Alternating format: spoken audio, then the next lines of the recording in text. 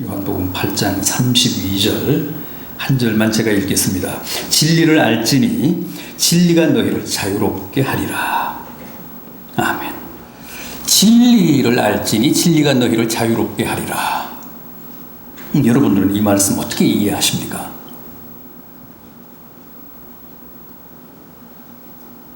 우리가 잘 아는 주님의 유명한 말씀인데 여기에는 두 개의 핵심 단어가 나오죠. 뭡니까? 진리와 자유입니다.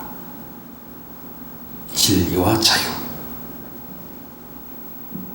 너희가 진리를 알지니 진리가 너희를 자유케 하리라. 그런데 진리니 자유니 하는 말은 다 추상명사잖아요. 아주 관념적이고 사변적인 말입니다. 또 진리가 너희를 자유케 한다는 표현도 굉장히 철학적이고 인문학적이잖아요. 쉽지가 않습니다. 만만치가 않은 말입니다. 그래서 제가 여쭤보는 겁니다. 여러분들은 과연 주님의 이 말씀을 어떻게 받아들이고 어떻게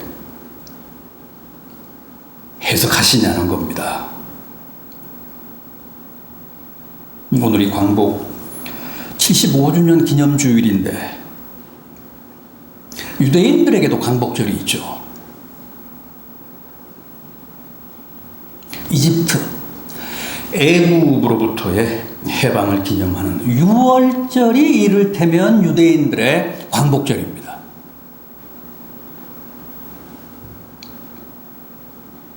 유월이 무슨 뜻입니까? 넘어가다, 유월한다.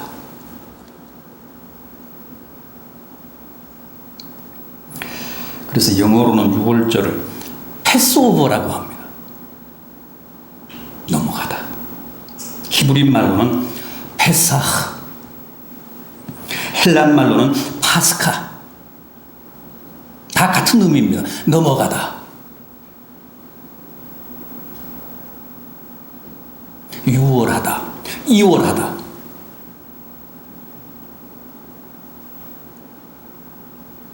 뭘 넘어가죠? 뭘 넘어갔다는 뜻입니까? 죽음의 사자가 어린 양의 피가 문설주와 문인방에 발린 유대인들의 집은 그냥 넘어가고 어린 양의 피가 없는 애굽 사람들의 집에는 들어가서 그 집 장자와 짐승의 첫 새끼를 다 죽였죠. 그게 바로 하나님이 모세를 통해 애굽 땅에 내리신 열 재앙 가운데 마지막 재앙인 장자 재앙 아니었습니까? 애굽 왕 바로가 그 재앙에 굴복해서 결국 유대인들의 출애굽을 허용하지 않습니까?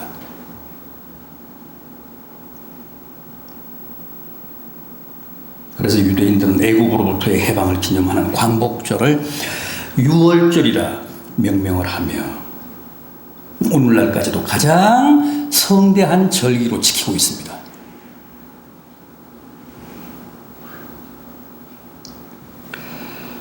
자, 그렇다면 무려 430년간 애굽에서 종살이하던 이스라엘이 유월절 어린 양의 피로 그렇게 애굽에서 해방되어 자유인이 됐는데 출애굽을 했는데 비록 40년 동안 광야 생활을 했을 망정 해방 이후 광복 이후에는 그들이 다 자유인으로 당당하게 살았습니까?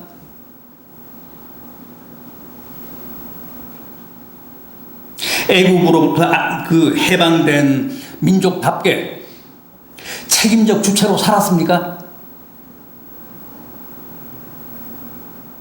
미안하지만 그들은 결코 그렇지 못했습니다. 출애굽을 한 이후에도 여전히 애굽의 망령에 붙잡혀 살았습니다. 날마다 노예로 살던 애굽을 그리워하며 끊임없이 뒤돌아보며 애굽의 추억 속에서 살았습니다. 심지어는 다시 애굽으로 옛 노예 생활로 돌아가자며 선동하고 작당하기까지 했습니다. 툭하면 애굽에서 먹던 고기며 마늘, 부추, 미나리 타령을 하며 모세와 하나님을 원망했습니다.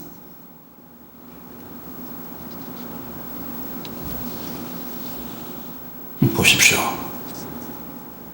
몸은 분명 애굽에서 해방이 됐는데 신부는 분명 이제 자유인인데 그들의 의식이나 정서는 아직 아니었습니다.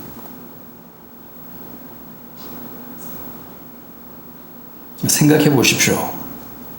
430년간이나 그 땅에서 노예살이를 했는데 그게 하루아침에 다 청산이 되겠습니까?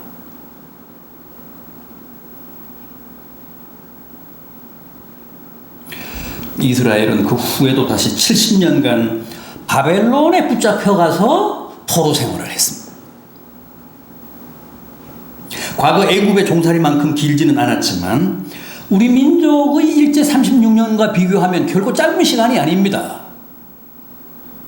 70년간 바벨론 종살이. 그런데 이스라엘은 그때도 참 많은 걸 잃었습니다. 여러분, 주님이 이 땅에 계실 때 어떤 언어를 사용하셨을까요? 당연히 유대인들의 고유한 언어인 히브리어를 사용하셨을까요? 아니요. 아니면 요즘 영어처럼 당시로서는 가장 세계화됐던 헬라어, 그리스어를 사용하셨을까요? 아니요.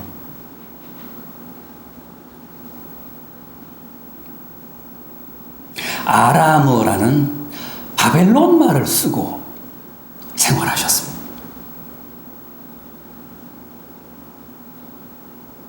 얼마나 놀랍습니까? 주님이 이 땅에 오셨을 때는 이미 바벨론으로부터 해방된 지 500년도 더 됐는데 그때까지도 유대 서민들은 여전히 자기 나라 말을 못 쓰고 옛 바벨론 말인 아람어를 쓰고 있었습니다.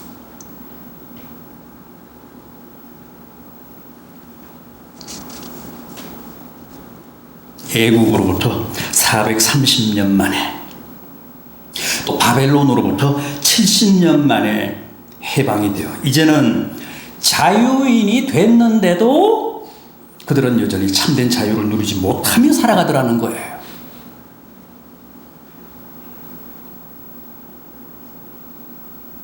오늘 우리는 어떻습니까? 갈라디아서 5장 1절은 분명 그리스도께서 우리에게 자유를 주셨다고 했습니다.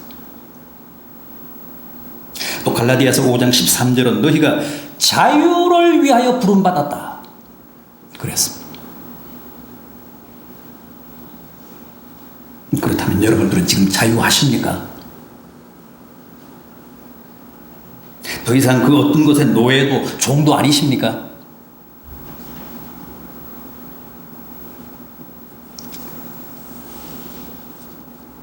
우리는 분명 주님에 의해 구원받은 하나님의 자녀로서 더 이상 죄의 노예가 아니고 자유인인데 정말 그 이름 그 신분에 걸맞게 죄에 대해 진정으로 자유하냐 하는 겁니다.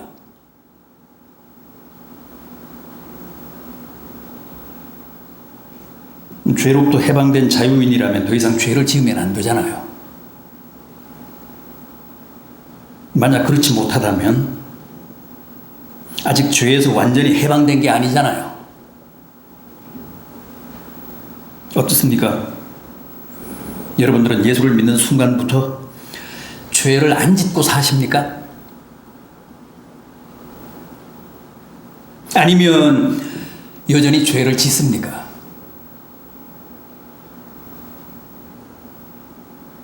사실은 바울도 이 문제 때문에 얼마나 심각한 좌절과 회의에 빠져서 힘들어했습니까? 로마서 7장 19절. 내가 원하는 바 선은 행하지 아니하고 도리어 원하지 아니하는 바 악을 행하는도다. 로마서 7장 22절 이하. 내 속사람으로는 하나님의 법을 즐거워하되 내 지체 속에서 한 다른 법이 내 마음의 법과 싸워 내 지체 속에 있는 죄의 법으로 나를 사로잡는 것을 보는도다. 그리고 드디어 비명을 지릅니다. 로마서 7장 24절. 오호라 나는 곤고한 사람이로다. 이 사망의 몸에서 누가 나를 건져내랴.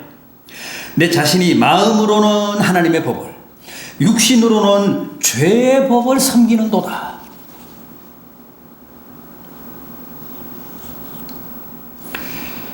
2000년 기독교사에서 바울보다 더 위대한 성자는 없었습니다. 그런데도 보십시오. 바울이 이 로마서를 쓴 때가 주후 57년경입니다. 그렇다면 주후 40년경에 회심을 했으니까, 그래서 유대교에서 기독교로 개종을 했으니까 죄에서 해방되고 주님의 사도가 된 지 벌써 20년이 다 돼가는 시점입니다. 그런데도 여전히 죄 때문에 괴로워하고 신음하며 이렇게 비명까지 지르고 있습니다.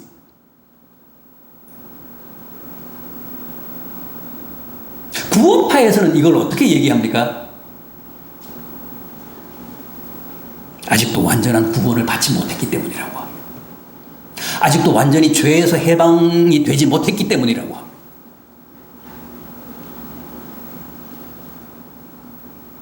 완전하게 구원받고 완전한 자유인이 되면 그 사람은 더 이상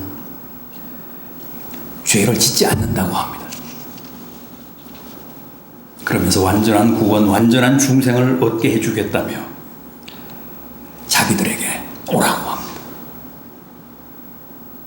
신앙생활을 하면서도 늘 그게 걸리고 풀리지 않는 수수께끼였는데 그렇게 말하니까 그래 바로 이거야 그러면서 많은 사람들이 덥석 그 미끼를 물잖아요.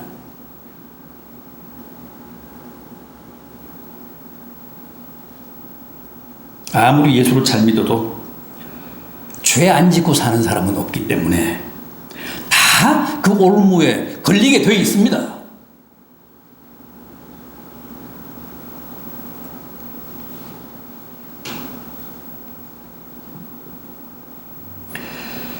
죄사함을 받고 죄로부터 자유함을 얻은 사람인데도 피할 수 없이 다시 죄를 범하게 되는 모순에 대해서는 제가 여러 차례 여러분께 말씀을 드린 바가 있습니다. 일단 그것도 분명 죄는 죄지만 전에 죄의 종으로 살면서 짓던 죄와는 성격이 구분된다고 했죠. 전에 애굽에서 살 때, 전에 세상에 노예살이를 할 때 지은 죄는 그야말로 마귀가 사탄이 시켜서 지은 죄였습니다. 그런데 지금 예수를 믿으면서 짓는 죄는 마귀가 시켜서 짓는 죄라기보다는 뭡니까? 뭐라고 했죠? 아직도 내 몸에 남아있는 옛사람의 잔재, 옛사람의 습성 때문에 본의 아니게 짓는 죄라고 했습니다.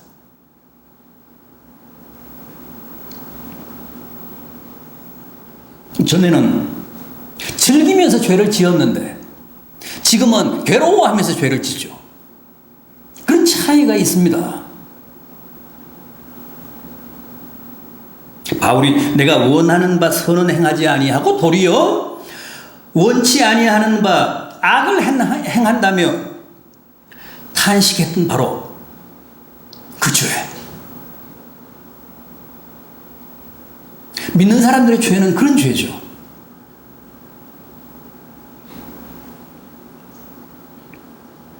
여러분, 우리가 거듭나서 새로워졌다는 것, 이제 해방되어 자유인이 됐다는 것은 사실 우리의 신분 신분, 우리의 소속, 우리의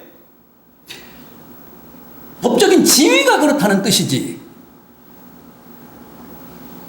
우리의 정서나 우리의 근성이나 우리의 기호까지 다 그렇게 새로워졌다는 뜻은 아닙니다.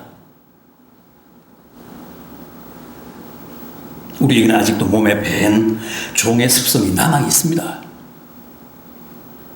죄를 밥 먹듯 지으며 살던 옛 사람의 탄력이 아직도 내 몸에 남아 있어서 우리는 죄를 못 끊습니다. 죄의 독성, 죄의 니코틴, 죄의 그 마성, 그게 아직 우리 몸에 많이 배어 있어서 관성의 법칙에 의해서 자주 옛 가락이 나오는 거예요. 옛 실력이 나오는 겁니다.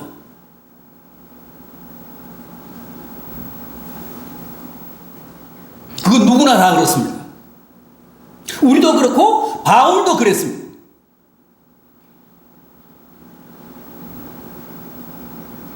그렇다면 이 문제를 우리가 어떻게 해결해야 하느냐 하는 겁니다.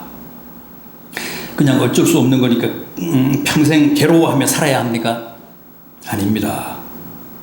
오늘 본문에서 주님이 뭐라고 하셨습니까? 진리를 알지니 진리가 너희를 자유케 한다.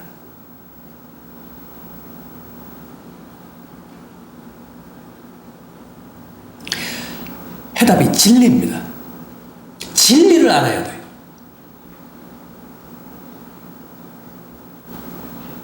진리를 알면 이 모순, 이 갈등, 이 고민에서 우리가 해방된다는 거예요.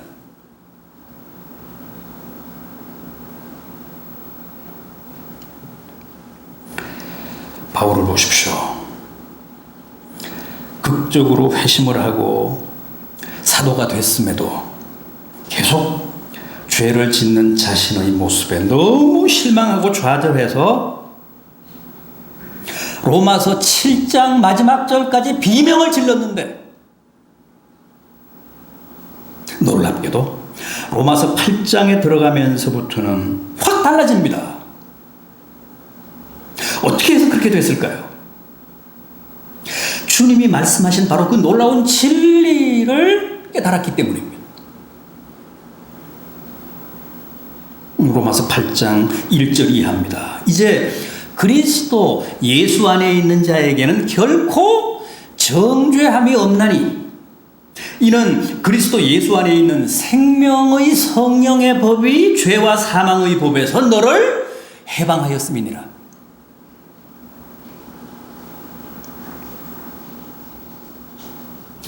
이걸 만난 겁니다. 이걸 깨달은 겁니다.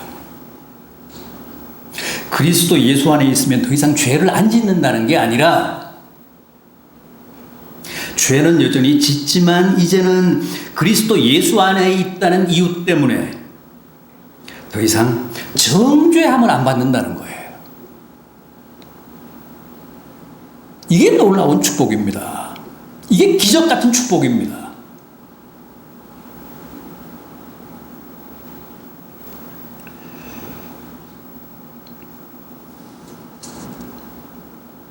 그동안 우리를 정죄하고 단죄했던 죄와 사망의 법에서 해방되어 이제는 우리가 오직 생명의 법, 성령의 법의 저촉만을 받게 됐기 때문에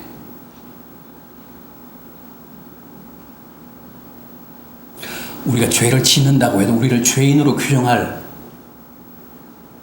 법이 없어져서 우리를 죄인으로 규정하는 법이 해소가 됐기 때문에 막말로 이제는 우리가 어떤 죄를 지어도 우리의 그 행위를 단죄할 수단이 없어졌다는 거예요. 이제 그리스도 예수 안에 있는 자에게는 결코 정죄함이 없다 혹은 죄와 사망의 법에서 너를 해방했다는 말씀이 다 그런 뜻입니다. 죄를 안 짓는다는 게 아니라 죄를 지어도 너가 죄인이다 라고 규정하는 법이 사라졌다는 거예요. 해소가 됐다는 거예요. 무슨 짓을 해도 우리는 생명의 법의 저촉만 받는다는 거예요. 성령의 법만 우리를 지배한다는 거예요.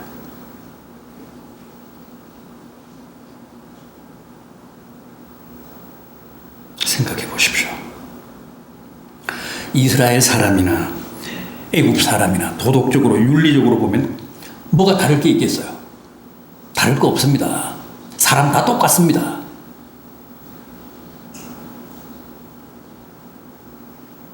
그런데 죽음의 신이 굳이 이스라엘 사람들의 집은 그냥 패스오버하고 애굽 사람의 집에만 들어가서 장자를 다 죽인 이유는 오직 하나, 이스라엘 사람들의 집에는 그 문설주에 어린 양의 피가 칠해져 있었고 애굽 사람들의 집에는 어린 양의 피가 없었다는 거예요.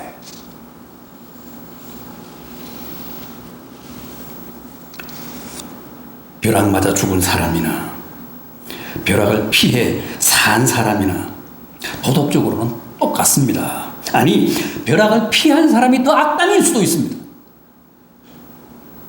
그런데 왜 어떤 사람은 벼락을 맞고 어떤 사람은 벼락을 안 맞았을까요? 벼락을 맞은 사람은 비 오고 천둥 칠 때 그냥 바깥에 노출돼 있었고, 벼락을 안 맞은 사람은 피레침 아래에 있었기 때문입니다. 다른 차이 없습니다. 그게 전부입니다. 똑같이 죄를 지으며 사는데 왜 세상 사람들은 정죄를 받고 우리 믿는 사람들은 정죄를 안 받을까요? 세상 사람들은 그냥 밖에 노출돼 있고 저주에 노출돼 있고 벼락에 노출돼 있고, 우리 믿는 사람들은 다 십자가 아래에 있기 때문입니다. 즉 소속이 다르기 때문이고 십자가 아래에 있기 때문이지 악하냐 선하냐의 문제가 아니라는 거예요.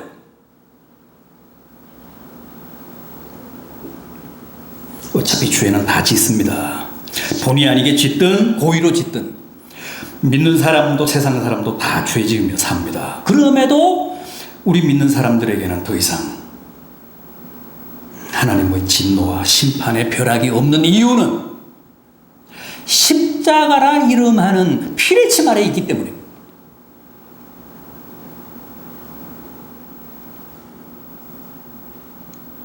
주님이 진리를 알지니 진리가 너희를 자유케 하리라 하신 것은 바로 이 진리를 가리킵니다.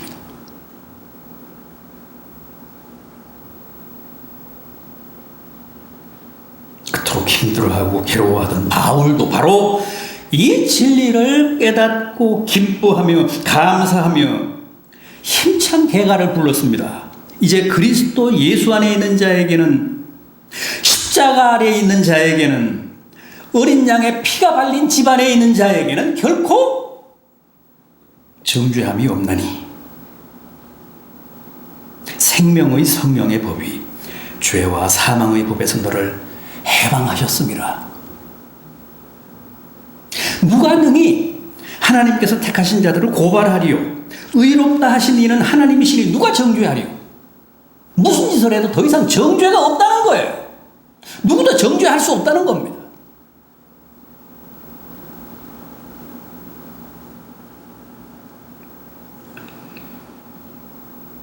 부디 광복절을 맞아 다시 한번 성경이 말씀하는 보다 근본적이고도 영적인 해방과 자유의 의미를 깊이 되새겨 보시면서 늘 진정한 자유인으로 죄에서 저주에서 해방된 복된 하나님의 자녀들로 씩씩하게 용감하게 살아가시는 성도들 되시기를 진심으로 기원합니다. 기도하시겠습니다.